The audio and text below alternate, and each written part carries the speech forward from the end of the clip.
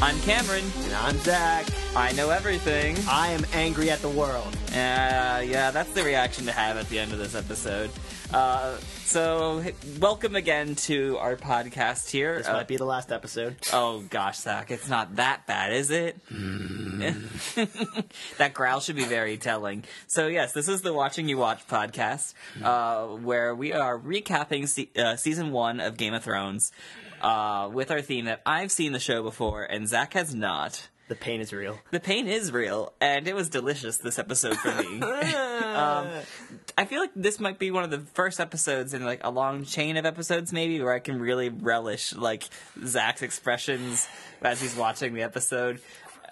We might have to toy with videotaping you and then putting these clips up on the YouTube channel. Video capability. Yeah, well, I don't care if it looks like, like grainy crap. I have shot lasers out of my eyes, and there was fire, and I was shooting out tears and literal geysers. So let's talk about this episode a little bit. This is episode 9 of season 1, entitled Baelor. It is most notable for the death of Ned Stark. Mm-hmm. So rest assured, we will be talking about this. Yeah, but wait, was Baelor the person who they said Baelor at the end of the episode? Was that the person who like decapitated him, or is that the person? That Baelor is the name of the sept. That's the church. Oh, so it's the sept at Baelor. It's the place where they executed him. That's what it's called. Fair Baelor. Enough. All right, that makes sense. Baelor is a reference to also the statue that Arya was hiding behind. So in that scene, you see... Yeah, she's there. Yeah, Ned Stark sees Yoren, who's one of the Night's Watchmen. He was down in King's Landing, and Ned Stark recognized him as he was being taken up on the platform. And he says to him, Baelor, because he sees Arya up on the statue of Baelor. And he knows because, soldier broship. Yeah, soldier broship. So there you go. Well, I have a lot of questions this episode for you. A lot of things happen in this episode, so we've got a lot to cover. A lot of major shakeups, a lot of change-ups in the dynamics here. Some new characters even. So we have a lot to talk about, and I think instead of just doing your recap, which you normally do, and I really enjoy them, I think what we need to do is just go through chronologically through the episode, since my questions will sort of just fall along there anyway. So let's start literally right with the beginning of the episode with Varys and Ned in the dungeon at King's Landing. Interesting scene all around. I love any scene where Varys talks to someone one-on-one, because you know that you're going to get this like awesome bit of insight about what's going on. So in the scene, Varys basically claims to Ned that he's on the side of peace, and he actually gets, like, angry at Ned. Like, he yells at him, like, I've got to fight for peace because no one else will. So what did you make of that scene?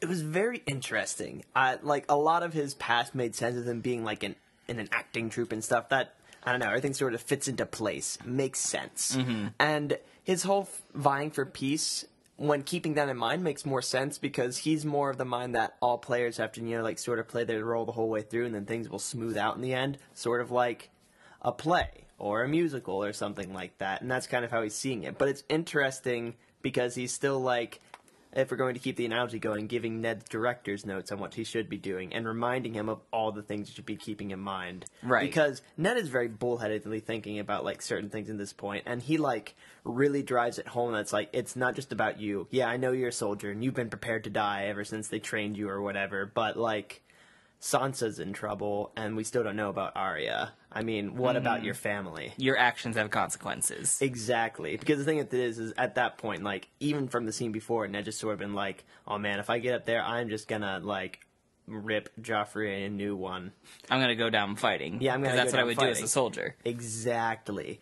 And Varys was there to say, like, well, in lieu of that, let's try and go for peace. So, which is probably him, like, this is his bid at, like, trying to stop the whole Lannister-Stark war and all that other stuff, because he wants to see peace in the realm. Yeah, he's quick to bring up, like, hey, because of this whole situation that you primarily instigated, your son is taking an army down south.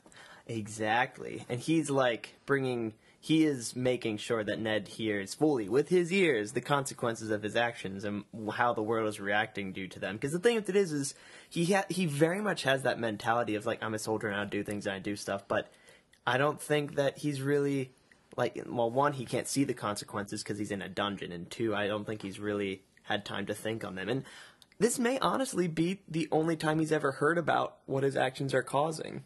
Yeah. Now that you think about it. I mean, there's this whole backstory to like Ned that brought him to this point. Between fighting alongside with King Robert before he was king in Robert's rebellion, and the whole thing with Lyanna, his sister, and the death of the Targaryens, and Ned was involved in all of that. And yet, what seemed to be like the unifying factor during all of that was like there was a semblance of honor still present there, that you could operate that way. And Ned's been stuck in that ever since. This whole thing started, except it's very clear now that doesn't seem to be the same thing going on. Doesn't work. So, but I do like that you brought up the thing about Varys' past, because I was going to bring it up if you didn't, how he said he was involved in an acting troupe. And I think that's a really key point, because he, for so long, like, he played it so cool. He was, like, in public, he would be like, oh, like, I support the Hand, because the Hand is in favor of the king. But, like, as soon as, like, that didn't appear to be the case, he's like, oh, I support the queen, publicly. Like, that's what it looked like.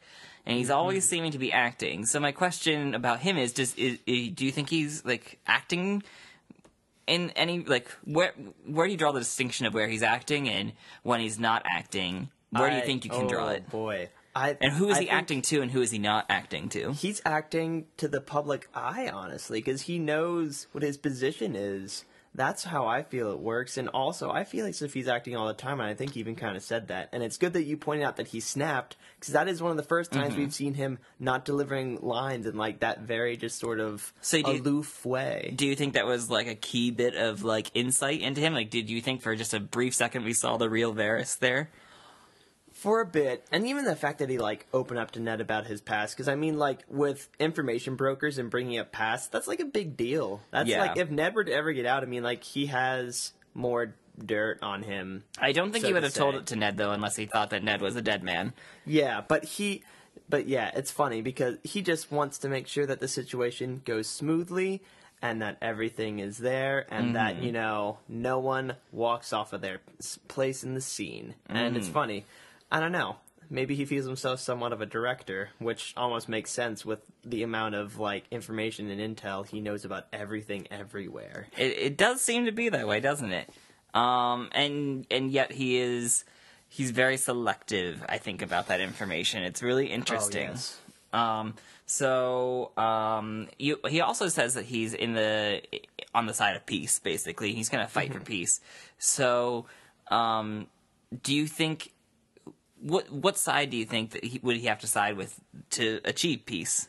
I feel like it would have to be Lannisters, because they are ruling right now, and in order to change that, there would have to be, a death of the king. Right. So, for peace's sake, he's with Lannisters, because that will shed the least blood, at least at the time. Because any other option after that, like just him doing random things or like, killing betrayers of the king would be less than like the at least 20,000 Lannisters and like however many, 20,000 Starks and like a crap ton of Lannisters.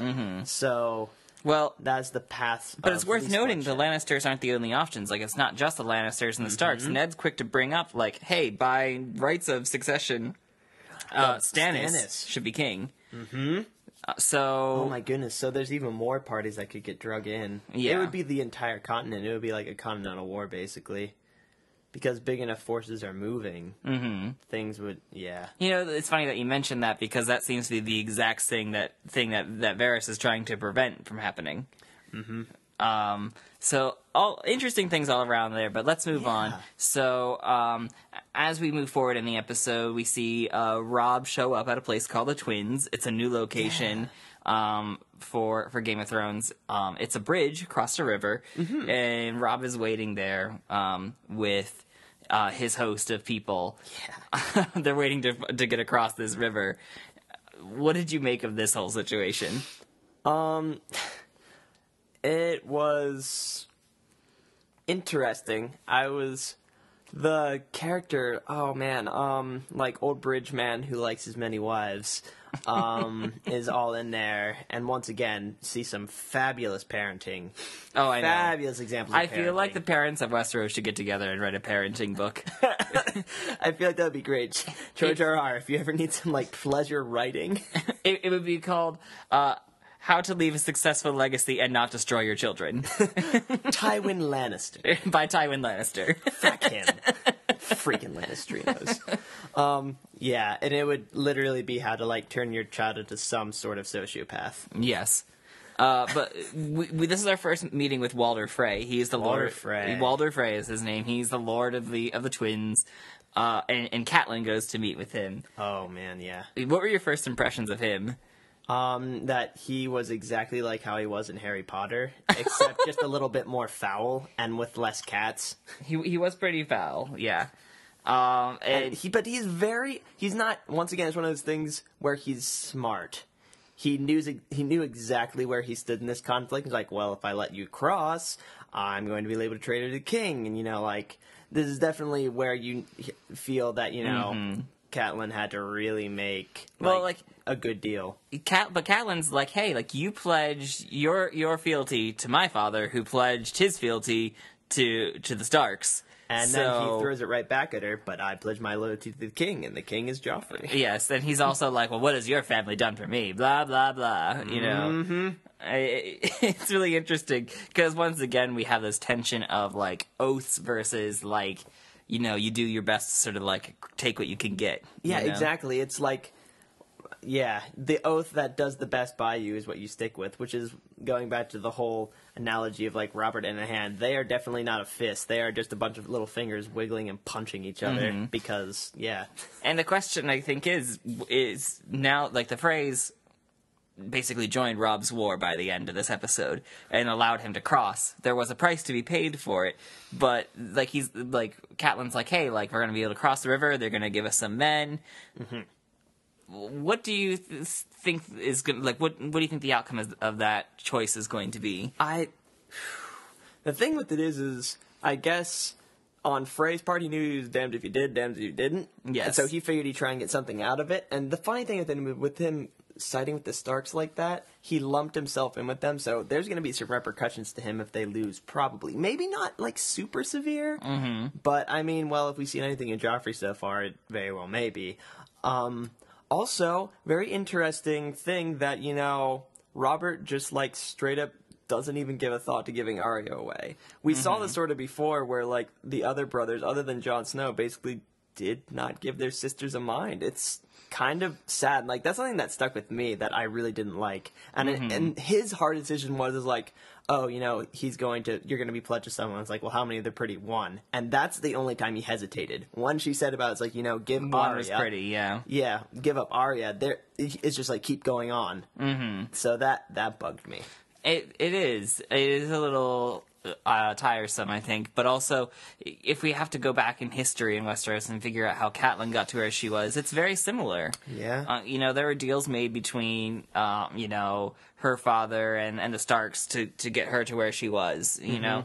And she was pledged to Ned's brother before they got married, yep, and so and she had she didn't know Ned or have any feelings for Ned or have any choice in the matter either, and yet it kind of turned out well in the end for her. But it's a cosmic crapshoot. It is a cosmic crapshoot because you could end up, married to someone like Joffrey or God forbid. So moving on through the episode. So this becomes a major plot point, obviously, the crossing of the bridge. And then you brought it up later, the phrase, say yes, but there's a price to be paid. And Robb's like, I'll pay it. And then that's basically it. Yeah. But let's move on to the wall. Oh boy. We had a little bit happen on the wall today. We saw Jon be all accepted by everybody now. Yeah. But Jon also got word of what was going on with his dad and his brother and this impending war. And was immediately like, oh, I should be there, but I swore an oath. Crap. What do I do? So what were your thoughts on that? Now, just to get something straight, Sam is the old dude's lackey. Yeah, basically. He's like a steward. Okay, yep, that makes a lot more sense and why they had that. This was like when the scene started, I had no idea why the old dude was like goading Jon, but that was so cool that he, a Targaryen, was basically talking to him. It's like he had to sit at the wall while his entire house fell. Yeah. And everyone he knew was killed, and like not necessarily telling him to go one way or the other, but just telling him that this is going to be a monumental choice in your life, and you're going to have to live with it. Right. And I thought that was a masterful scene. It's an astonishing revelation, I think, just because Jon is so wrapped up in himself there, and he's just like, you don't know the way I'm feeling. Oh my gosh, know? yeah. I was like, all right, he pouted. Someone's going to put him in his place. It's coming. And then the guy pulled the Targaryen card and was like, ooh. Yeah. It's a really interesting revelation in there. And I love the character of Maester Aemon / Aemon Targaryen that we found about now. So, yeah, if you were in Jon's shoes, what do you think you would do? We don't see Jon's decision in this After episode. that, but boy. if you were in his place, what do you think you would do? Man, that is really tough. Like, the thing with it is he has things going both ways. Mm-hmm. But I feel like now that he's gotten to the point where he's in a place where he's accepted, and he honestly bonded better with Benji than anyone, so I feel like he would probably pick Wall, but you know, there's a huge Well, part this of isn't him. what Jon would pick, though. It's what you would pick. Well, oh my god, what is he gonna do? I know, because the question is, like, he does have a place there in the law, and he is accepted, but also, like, it's his family. Yeah, which, holy crap, the commander is Jorah's dad. Yeah, we did find out about that, too. So good. Commander Mormont, Jorah Mormont, No, it was Jorah Books. That was his last name. Jorah Books. And thrown it back to episode 1. Dude, my headcanon is it's there. It's what it does. He was just like Commander Wallman, and now he's like, you know, adoptive father to Jon Snow. Mm. That was a heavy vibe. It was hard not to pick up on that. Yes. But I mean, he gave him the sword. That was his son's sword. And that's why it's so hard for me to even think of what Jon Snow would do, because even though he is like a mopey, very like flight of emotion kind of person, he's still very much a child, even though he's in this sort of in between, like, I'm a man, no, I'm a brother of the Night's Watch, no, I'm a Stark, no, I'm a bastard, no. Yeah, they just keep on giving him titles. He's getting like titleitis. It's ridiculous. Titleitis. Let's see, but I honestly think he's going to choose to stay at the Wall, and it's going to be one of those things where we, the viewers, are surprised that he's going to stay with more Wall stuff. Right. Because as much as he would very much love to ride with his family, I feel as if he's going to either get talked out of it. It's going to be one of those things where I think he's going to be on like the cusp of leaving, and then someone's going to do something else. Or it could just have been like the Targaryen dude's speech. Yeah. Like, that's all that seals the deal. Good old Marmalade. Marmalade? Good old Marmalade Targaryen. Marmalade Targaryen. Oh, dear. I know it started with an M, but I didn't catch what you said. It's Maester Aemon. Because Marmalade Targaryen. Okay, got it. 100%. Oh, dear. So, yeah, we don't really see the outcome of that one, but we will find out soon enough, hopefully. But let's move on. They always cut us off so short on Wall I stuff. know. Oh, and I also love how they said that they're going to send like the zombie hand to King Joffrey to get support. And I'm just like, yeah, it's gonna go all like Adam's family, and he's gonna be like, what is that? Do you think that plan's gonna go well for them? I think that he's mostly just gonna get like lash out and be angry and be like, no, stop whining, Knights of the whatever. The Night's Watch. Yeah. Well, he wouldn't know. He doesn't care. He's a jerk. Yes, more on Joffrey being a jerk later. But let's move on. Let's go to someplace you like to talk about. Okay, let's talk about the Dothraki and Pectoros. Oh, things are getting weird up in Pectoros. Oh, I know. And I just love how quickly you're like, because you realize what happened this episode. Yeah, like immediately as soon as the scene started, I knew that there was something horrifically wrong, and nothing seemed to get better. Yes. So the scene where we first get over to Essos with Daenerys and Drogo and all of them is Drogo very sickly tottering on his horse. Yeah. And then he falls off. Oh my goodness, which is once again, every time something bad happens, it always seems to be some sort of cultural faux pas. Yeah. At least in Dothraki land. Yeah, because in Dothraki land, if you can't ride your horse, you can't, like, lead anyone. You can't be a king. You can't lead people. That was already stacked against them. Check. Yeah, yep. And it's worth noting, too, as we're talking about this idea of, like, lineage and blood and honor and duty being important versus, like, acts and deeds. Like, Daenerys doesn't even get this until this episode, too. Exactly. Where, like, it takes Jorah being like, listen, Drogo's gonna die, And then they're gonna come and kill your baby, maybe rape you. We need to get you out of here. yeah, that's really interesting because for the longest time we thought, like she was really getting the culture, but it's funny to see that sort of ingrained It's so Western ingrained. side of her was like, well, no, they would never do this to Drogo because da da da da. Yeah, she's like, I'll be like, my son's going to be called when he dies, and he's like, Daenerys, no, that's not how that works. No. But yeah, so yeah, we have Drogo being sick because of the wound he sustained. I called it in the last I episode. Freaking called it. But did you call what was going to happen with the witch? No, I got so excited. I was like, did they say the M word, the magic word? They did, and previously in Game of Thrones, magic has been sort of relegated to we saw Daenerys touch the burning eggs without being burnt. It's either that or which was kind of like weird. Zombies. We saw the ice zombies, the White Walkers. We saw. I'm trying to think if there's anything else magic-y Not really. we They saw. just talked like lore. There were some lore things we talked about. It's mentioned maybe giants when we see Hodor. Oh yeah. You know, like giants from a place. they're like, he's got giant in him. But I mean, like, yeah, and a lot of them are just like throwouts. yes, and like the dragons, they're said to be all dead. Like there's just not really like magic has sort of left the world. It feels like when we start this, and yet here comes Miri Mazdor, the witch, the Maegi, and she's like, oh, I know some blood magic. It might help. But we need a life. And immediately it's like, not the baby. Yeah. So yeah, but she's like, I'll need his horse. Yeah. So what did you make of the magic in the scene? What did you make of that? I very much like the fact that it's magic that has a lot of weight. I like magics that are not just like, oh look, I like learned some things and I like had like a lesson about something and now I can like set things on fire. It's like, I need a life for a life. That's a lot better. Yeah, this sounds, and like the way she describes it, she's like, death would be cleaner than this spell that I'm about to perform. Yeah, and that she would be dancing with death so no one come in there. Yes. And then immediately Daenerys goes into labor. Oh my gosh, yeah, she goes into like having her baby and then they like, I can't believe that Jorah actually like let her go in there. Oh, well, I don't know. It's very like hazy the way that whole scene is. It very orients you in Daenerys' perspective, so it's just like, okay, like what's going on here, Yeah, whether she got pulled back in the tent because like the Magi was probably the only person who could help her or would help her rather. Maybe. Because like the Dothraki woman said that she was like cursed. She's cursed, No touching.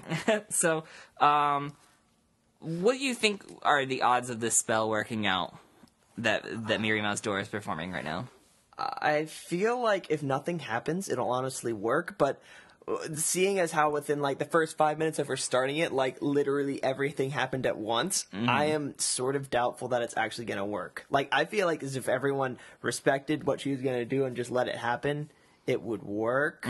Now, once again, we're probably going to have to define alive because he's going to have to pay some sort of a price, obviously. But I feel like she could like make him be a living being.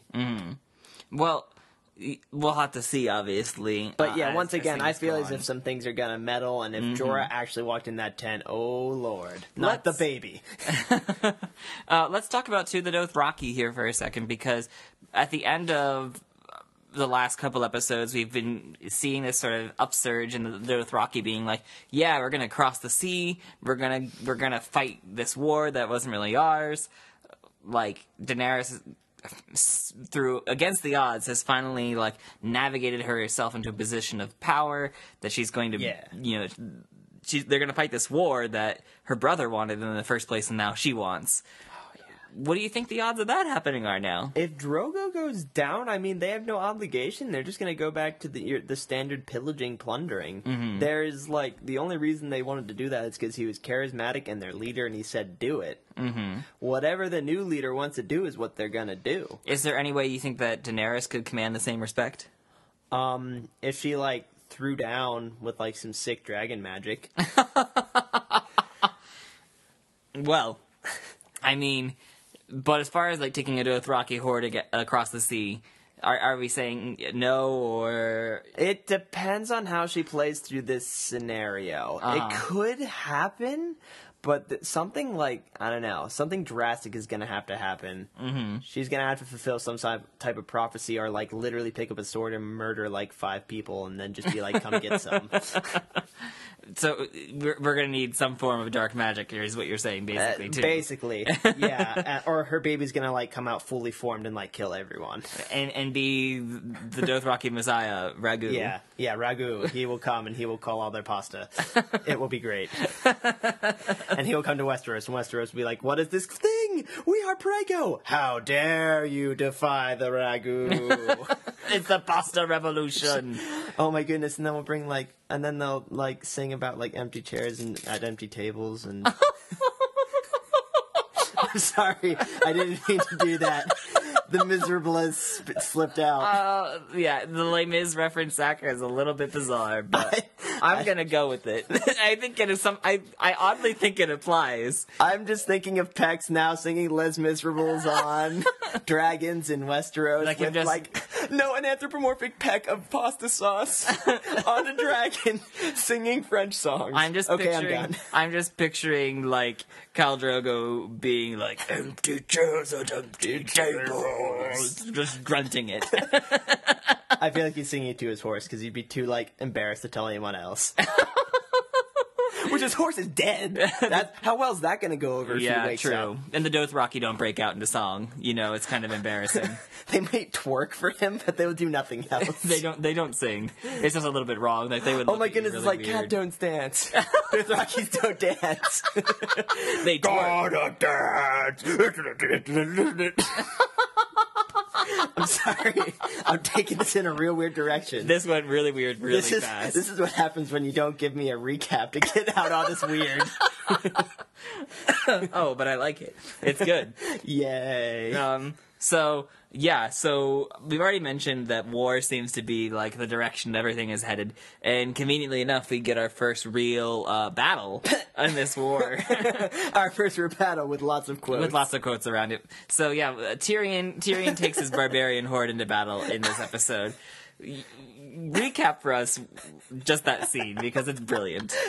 It's probably one of the best things. He wakes up and there's, like, the war is happening. He's like, what? And he gets dressed in his, like, cute little armor and he, like, walks out there and people are doing stuff. And there's randomly, like, one guy just, like, messing with, like, herbs because, like, you know, they're very important to battle. You gotta season your swords or whatever. And then he goes and is like, yeah, all you people, we're going to do this and fight. And they're like, hey, don't forget about the painted dogs. Yeah, and that gang too. And they're like, yeah. And they're like, yeah, let's go. Come on, half man, half man, half man, half man. And then they just start They just start running. And he's not there with them.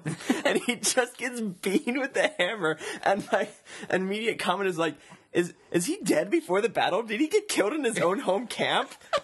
What? I mean, like, he just, like, got friendly killed. Yes. Friendly fire was definitely not off. Nope. And yet he wakes up and yet he, like, wakes up on the battlefield, which I think is hilarious because either he stumbled out there, like, half dead or, like, they dragged him out there. And then, like, Bronn is carting him around. Yeah. And Bronn and he's like, Bronn, did we win? And Bronn's like, you wouldn't be here if we didn't. I love it. And he's like, how did my barbarians do? And they're like, just murdering. They're just people. murdering everybody. They're just like, and the thing with it is, I would have liked to look more closely to see if some of them were just Lannister people that had gotten injured I don't know. too. And they were just, like, indiscriminately My killing. favorite is the barbarian lady who's, like, sawing off the guy's ear on the ground. She's just like, oh my gosh, I missed her. Yes. Oh yeah, that's what she was doing. Yeah, I was she was, like, sawing off a guy's ear. Oh, and then she picked something up. Okay, so she sawed off his ear. Yes. That answers that. And then Tywin Lannister comes by. Oh, because she was ear lady. Oh yeah, that's right. She did. She had the chain of ears around. Yeah, because there was ear lady. I forgot. So very charming. Yes. But then Tywin comes by and he's like, "Oh, Tyrion, you survived." And then Tyrion's and he's like, "Only despite you, basically." Yeah, he's basically like, "Don't act so happy, Dad." Yeah. So yeah, but before that, we have an introduction of a new character. Oh man, sassy foreign lady. Sassy foreign lady. Yep. Yes. Did we ever get her name? She says her name, and it's kind of funny. He says like like he walks in, he sees her in his tent, and then she's like, "Who do you want me to be?" Oh my gosh, yeah, and like, what's your mother called you? I think that's interesting that Bronn just like found her and picked her up from someone else's tent. Yes, and he's like, "Oh, where'd you get her from?" Well, 3 tents down. And then they play this drinking game. Yes. Yeah. So her name is Shay. And they play this drinking game in which Tyrion's like, I'm good at reading people, so let me read your past. Oh my god. And we're gonna play this drinking game. And he gets annihilated. Yeah, he gets annihilated by her. He's able to read Bronn 100%. Oh, yeah. And Bronn doesn't seem to care. He's just like, whatever. That is very much Bronn. Yes. He is like literally he's like covered in saran wrap, so anything that ever gets thrown at him just like sort of slides off, and he's like, eh. Just, yeah. But what did you make of this new pairing this episode? I like her a lot. She was very interesting character and very good for Tyrion. I hope they make many babies. Well, I think it's interesting too. We get Tyrion's background this episode too a little bit.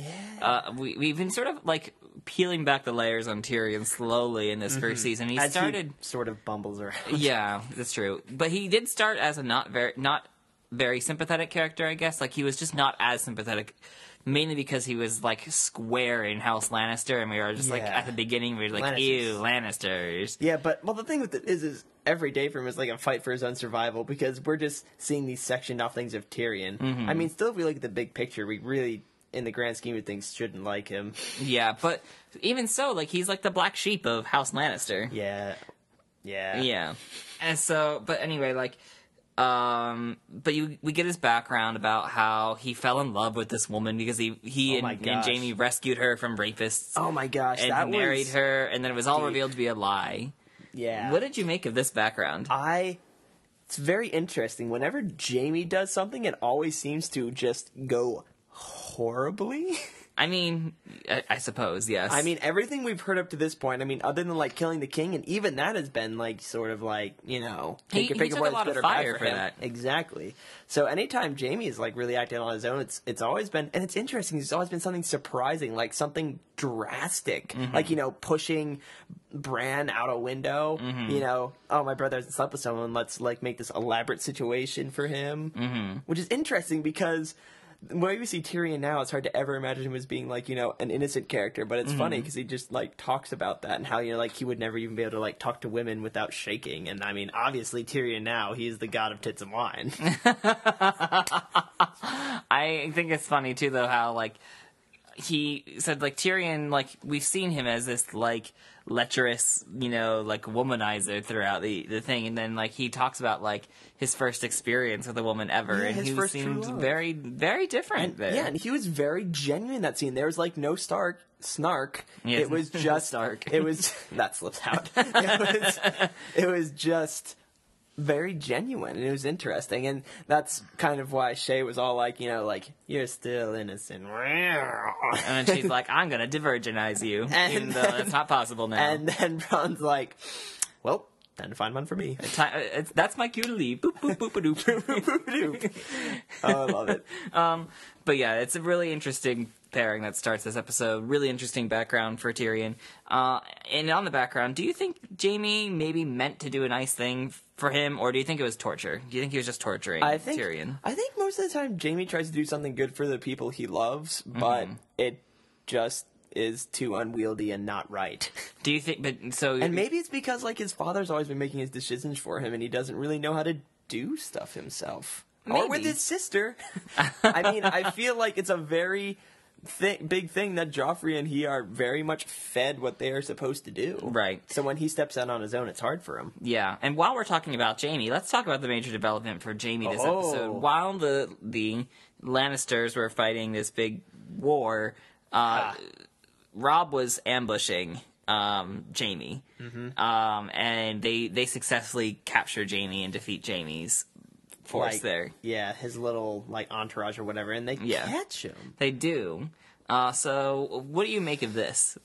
Well, it's not going to be freaking helpful for the terms that they want if they want an alive Ned Stark. Yeah, trade a Jaime for an alive Ned Stark. Yeah, so now it's going to be interesting to see what they do with Jaime, because he's still a bargaining piece, but What are they going to bargain for? Exactly. Are they just going to bargain for sisters, or like are they going to bargain for like Well, you could bargain for sisters all day, but how would that look if you traded Jaime Lannister, Kingslayer, Legendary Knight, for Sansa Stark? Because that's the only Stark they have. They don't have Arya. Yeah.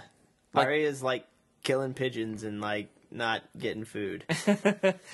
But it's interesting because I mean, at this point, I don't see what they'll do with Jaime. Like, I don't, other than just like straight up retribution, which is dumb, which I don't think that they'll do. It's really gonna be interesting to see what happens to Jaime going forward, because I have absolutely no idea. A lot of his season 1 character development sort of hinges upon the other Lannisters that he interacts with. Yes. Whether it be Cersei or Tywin or Tyrion, you know, like he's always like in a conversation with someone else. Oh yeah. You know? Or even Barista. But yeah, so let's move on to the final and probably most memorable scene of this episode. It begins with them dragging Ned Stark. Yeah, he's still out there. hobbling. Yep. So why don't you recap this scene in every excruciating detail? Oh my god. Okay, well first Arya's like, everyone's running to the town center, stuff's going down. And as everyone is yelling timber, she is running and running and I'm sorry.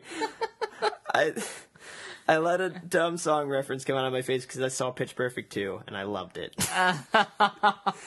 And she just like running. Runs, and everyone is just like, you suck, you're the worst, Ned, we hate you, sign this thing. And it's like, you're gonna Sean Bean it up, and he's like, oh my god, I'm gonna Sean Bean it up. And he sees like that one night dude, and he sees Arya up there, and he just like, they have that, like we'd mentioned before, that sort of like bro moment between them where he like gets that he has to get Arya because she's gonna try and intervene and she's gonna get wrecked. He knew that. Or maybe he just doesn't want Arya to see what's about to happen. That too. I think he just wanted it for any contingency. But he knows that Sansa would be covered, or at least if he's dead, it would be different. But then he like goes up there and Maestro Pycelle. That is all up there, and he's like, Baelor is a god of all these things and also mercy, because he's been fed the lines by Cersei, and it's like Joffrey's like, oh, he said, and then like, oh my goodness, it was almost more painful than his death to watch Ned spit out that he committed treason and that Joffrey is the true king. Like, you could just good job, Sean Bean, on the acting in that, because every word was like poison to him. He didn't want to say any of it. He's forced to explain like, yes, I recant of all these terrible things. Yeah, like before Robert was dead, I was already plotting to take the throne and do the things. And murder Joffrey. Gosh, no. Which was legitimately the exact opposite of what he was doing. But that's what he was accused of. Exactly. So he knew what he had to say. And he did that, and I was like, oh my god, is this actually going to turn out okay for him? And then Game of Thrones is like, no, Joffrey's a dick. He ruins everything. And Joffrey's all like, my mommy told me to do this, and Sansa wants me to do this, but I have the heart of a man, and so I'm going to kill him. And immediately everybody's like oh, yeah, crap. Yeah, woo. Well, the crowd's like, yeah, woo, but everyone up there's like, oh, no. And it's even funny because you see Cersei's like, no, Joffrey, calm down. No, back Joffrey. And even Varys is just like rushing over there, being like, that was very good, because like in the other scenes where crazy things has happened, Varys is not moved, but in that he plays it cool. He moved. Yeah. And even I think there's like one shot of Baelish where like of Littlefinger, and Littlefinger's a little bit like I didn't see the because like before he was just kind of like hot and he was relishing in it, because I think he would have much rather have seen Ned Stark languish as some sort of like exiled thing. Oh my goodness, he probably made like day trips out to the water, like he. Guess who I can see that you can't? Catelyn. Yes, he's just thinking of Catelyn the whole time. Yeah, because while the Ned is away, Littlefinger can play. That was, oh my gosh, that was the weirdest thing I've ever seen, Zach. That little he just wiggled his pinky finger very suggestively. I didn't know it was possible to wiggle a finger suggestively, but he did it. Well, Cameron, you're fine. And scene. So, but yeah, and then dude pulled out a freaking Cloud Strife sword and is like, all right, chop his head off. And that's all looking at the crowd like, they hate me. I've done my duty. Peace. And then he gets killed. Yeah, and then he Sean Beans it up. Like, I told him not to. I told you not to do that, Sean Bean. But what did you do? You did that thing you do. Yeah, that did happen. We have a clip of that we recorded of Zach's reaction to this. I had this recorder set up just in anticipation of this moment. I should have known. So I recorded it. Here it is. Oh, Sean Bean.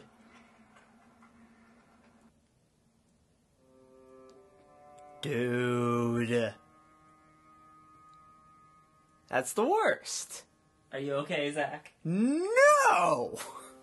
This is garbage!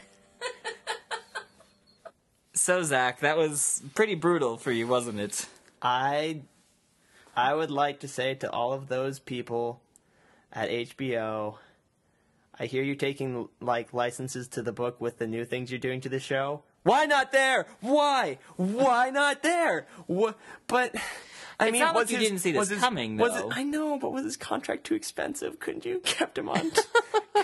Couldn't have been like the series premiere next time. Just let me have a whole season of Ned Stark. It's not like we haven't talked about the whole like death flags though that you knew were popping out of him. Even from like episode 2 or 3, the episode where like and he's like he said the most stereotypical was like we'll talk when we get back. He's obviously dead. Yeah, to John. You knew it was coming. And the little kid premonition. Like his youngest son being like, no, they're not coming back. Daddy and Mommy are not coming back. Is like, It is a little bit sad, yeah. But again, not unexpected. My question is, Ned Stark's death changes a lot politically for the world. And we had a couple major political shakeups between Robert dying, the successful battles of the Starks, where now they look like a threat, plus the death of Ned Stark, plus Ned's like very public proclamation that Stannis is the rightful king. What do you think the state of Westeros is going to be like? Yeah, because Stannis is not. He's saying Joffrey's king. I mean, this changes a lot because that public act definitely will throw things more Lannister way, and it's going to make the Starks look more like villains. Because if there are any doubts now, Ned has gone up there and said that. Mm-hmm. And the implications of that are, for whoever few people were harboring against Toby's like, this is all just some sort of blah. A lot of those people are going to be cut. Right. And it's also going to enrage they who are fighting for House Stark. So I feel as if it has made war even more inevitable if the people in charge of the armies do not rein in the masses. Gotcha. So this has basically become a battle of like public representation in your mind. Kind of. And and I mean, the thing with it is Joffrey wanted it to be like this sort of like, no one crosses me, but he's gonna find that may not have been the most smart choice. Right. It may not have been. Let's talk about sort of these big contenders then, because of course Joffrey's already on the throne, and he's basically, even though he's a Baratheon child by name, he very much is like Lannister, 100,000%, and with Tywin being sort of like the military might behind him. So we have that. We also have Robb Stark, who is leading so far, as of this episode, a pretty successful war campaign. Yeah. And also we have Daenerys across the sea, who still wants to become queen. And finally Stannis, who we haven't seen yet in the show, but is the rightful heir. So out of all these people, with the fate of the throne finally being on the line... Boy... What do you think of all these contenders? What do you think of all these players? Who's got the best shot? I feel like Joffrey has an unfortunately fantastic chance to stay where he is, which is just terrible because it's like the thing where, you're playing King of the Hill and the other people only have one road to get up there. He's there and everyone's already sort of barricaded him into the spot where he can safely be king, even if he's an idiot about it, which he will be because I hate him. Right. And also because he will be. And yet, they mention earlier on when they talk about the idea of like the Dothraki being a threat, like if whoever's king decides to hold themselves up when the Dothraki come, and they don't go out there to try and protect the Dothraki, then like they're no king worth following, and the people will turn against you. So if Joffrey holds up, that could be his fate. Well, yeah, that's the problem. If the Dothraki make it, which in this episode it does not look fantastic for a Dothraki crossing the sea effort. But let's say even not the Dothraki. Let's say even any army starts doing this. The thing with it is he still has such backing power, and Tywin will literally throw every resource he has, which is extensive lot, and more than what he's probably pulling even at this point. It would be... Oh my goodness, it would be crazy. Like, the thing with it is the chances that Joffrey would ever even have to step out onto a battlefield are very slim. And think about it, because he can just have Jaime be his champion, which everyone would love and be great with. Except Jaime's been captured. But, well, idyllic Lannister thoughts. Right. So, I don't know. They're in a good place to sit where they're at, and everyone else is, like, sort of... They're going to have to move and shake to make anything happen. So, unfortunately, I'm going to have to give it to Joffrey. Yeah. But let's talk about something that's an interesting revelation in this episode. That before, everybody sort of scoffed at the notion of Robb being, like, a contender and all this. And yet, he kind of played a really good strategic game this episode. Yeah, and it was I love how he had that, like, speech afterwards of, like, we'll have many more battles to win, and this, wasn't necessarily even the greatest thing to happen. Like, even though capturing Jaime is, like, a big blow to the Lannisters. To the Lannisters, there's so much to do, and I mean, like... Don't get cocky.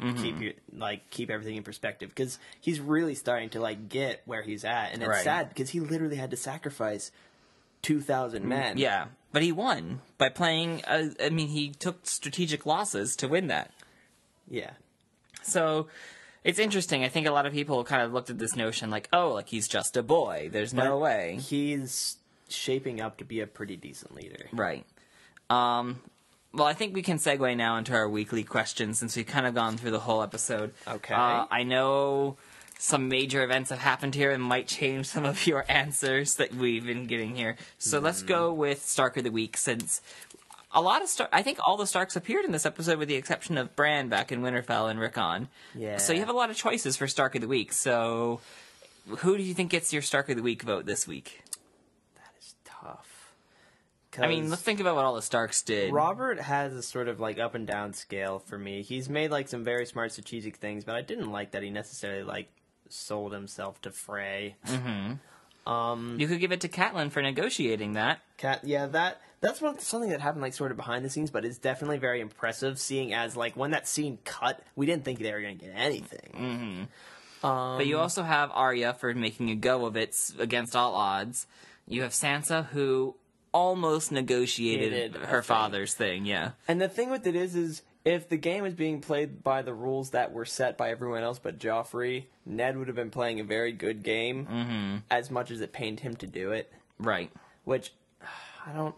But when you play against Joffrey, that just the thing with it is, he's in his own playing field when he goes, and he seems very much like Jaime in that respect when he does stuff on his own. He's like, I play by my own rules, because I'm Joffrey. So who do you give it to, though? Honestly, Stark of the Week, it's actually really close between Ned and Robert. Because the thing of it is as much as I hated what happened to Ned and everything, he really stood up there and did something that stretched himself beyond what he ever should have. That was his first time that he went, and it's funny, because the first time he ever went into their tactics, he gave away his only chance to let anyone else know about the information that he knew. With him dies the fact that anyone else knew that Joffrey is by no means a rightful heir. Well, he did kind of spread that knowledge, though, to Stannis. He gave the message to Stannis, yeah, because he had to let Stannis know, hey, you're the rightful heir because them kids are bastards. Okay, I forgot about that, but still. The fact that he didn't let the rest of his family know. His family doesn't know. Well, I think they know too, because the word got out. He made it public knowledge that the accusation was put out there. Oh, and that's part of what the treason was? Yeah, that's part of what the treason was. It's almost like saying, it's what you did was treasonous, Yeah, but then he had to go all take backsies. Yeah. I'm honestly going to give it more to Robert because he did step up and do some surprisingly, great things for House Stark. Even though I didn't like some of the stuff he did. I think it goes to Robb this week. Yeah. Well, I think it's a fair thing to give it to him, because I think out of all the Starks, he plays it best. Yeah, he had definitely played, like, the strongest hand this time. And, I mean, Catelyn did great, but once again, she was a liaison. Right. Unfortunately. Well, maybe that makes him more suited for the next category of who would get the crown, because we have a lot of power players this episode, and she's definitely one of them. Boy, so who gets the crown this week? If you had to give someone the crown based off of how well they played the game, in this episode alone, who would get it?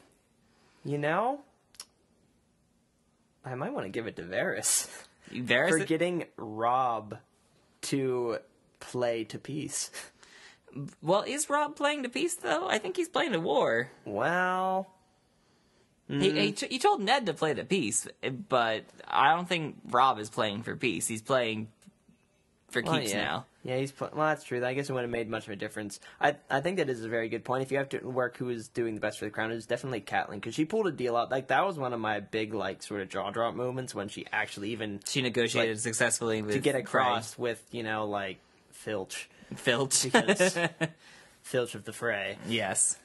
To, like, get through there. That was... I don't know. I think she deserves the most, because she did, like, the most impressive sort of, like, political thing that time. True. Because their houses were very much not She friends. took something that was a bad situation and somehow pulled it out to be good in the end. To make it what they needed. Not necessarily good, but to make it what they needed. That's true. I think that's an important distinction, too. But still, it was probably one of the more impressive, like, social things that happened. It was between her and Varys, and I think that she wins out because Varys did not end so well. Let's talk about the plans, too, and specifically the ones that are hanging over unresolved at the end of this episode. So we have Daenerys' plan to try and deal Drogo. Yeah, best plan, worst plan. Daenerys is got this plan to try and heal Drogo through some dark magic. Joffrey had this plan like, it would be a good idea, making me look good by killing Ned. A lot of plans hanging over at the end of this episode. Who had the best one? Who had the worst one? I'm trying to decide between worst, whether it's Joffrey or Khaleesi. With Daenerys using dark magic? It's because I'm gonna probably give it to Daenerys, just because Joffrey has the wiggle room to fall back on people.